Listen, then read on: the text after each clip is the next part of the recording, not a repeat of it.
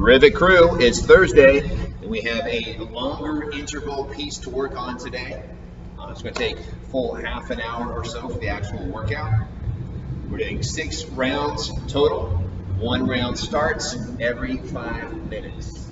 Each round consists of bike, push-ups, kettlebell swings.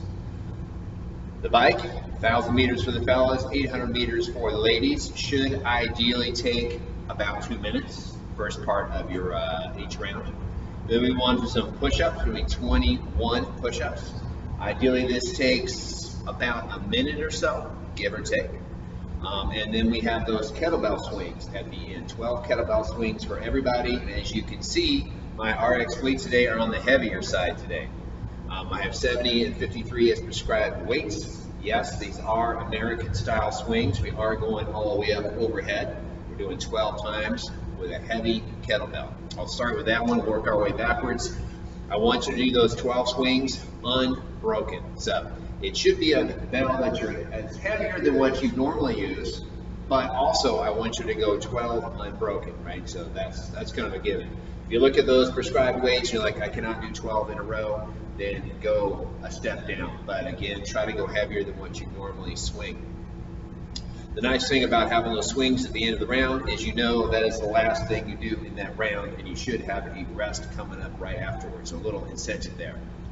Speaking of which, we want to get each and every round done in 4 minutes or less today. So we're getting at least 1 minute to rest before the next round starts. If you need to, scale the reps or movements or whatever in order to get that 4 minute time cap so you get the minute rest, or else it just turns into a long workout, okay? So make sure you're done by the 4 minute mark, if not sooner.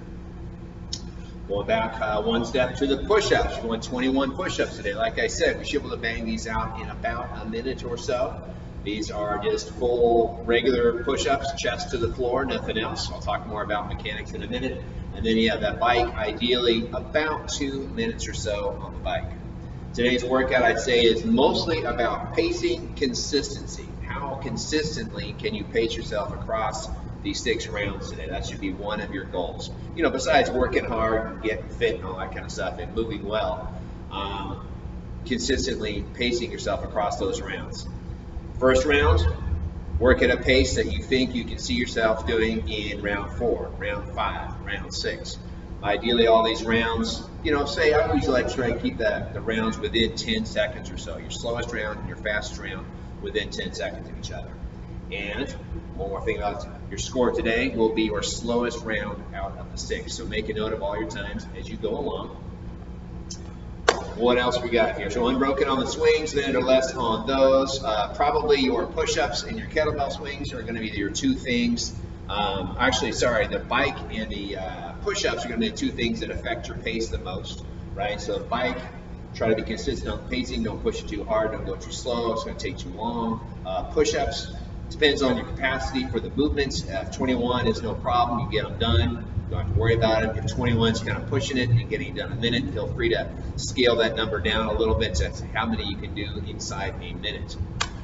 There we go. On the fire breather version today, as you can see, so same 6 rounds, 1 starting every 5 minutes. You got the same bike.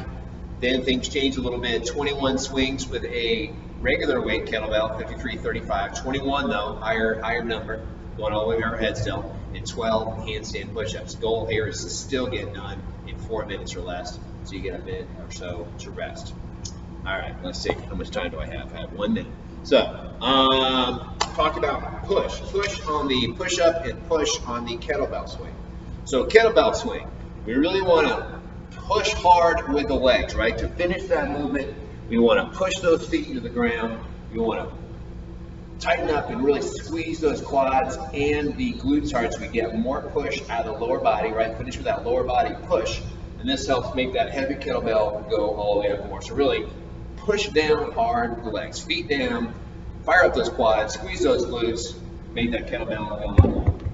And then push with the push-up. I know it sounds sort of self-explanatory, but really want to push hard when we do our push-ups. And the reason I'm saying this is you actually often see upper body pull going on, right? People are pushing down and they're also kind of arching their back and pulling their shoulders and their upper back up towards the ceiling, which usually leaves the hips behind. So a common movement error that you see with the push-up, you see here, is going down to the floor and then arching, kind of pulling the upper back as we push. You'll notice my hips are kind of staying very close to the floor. This makes the movement much easier, which isn't good. No, it's not good. You're not getting fitter, faster, stronger that way. We actually want to make sure as we come down, we push hard with the hands. You notice that time, that was a good rep. My shoulders and hips came up at the same time. Didn't leave my hips down. Wasn't just moving my upper body. So don't pull with those shoulders and upper back. Push hard. Keep a nice straight line through the hips and knees. Do the push-ups right. Get all the benefit out of them. And have a great workout. Talk to you tomorrow.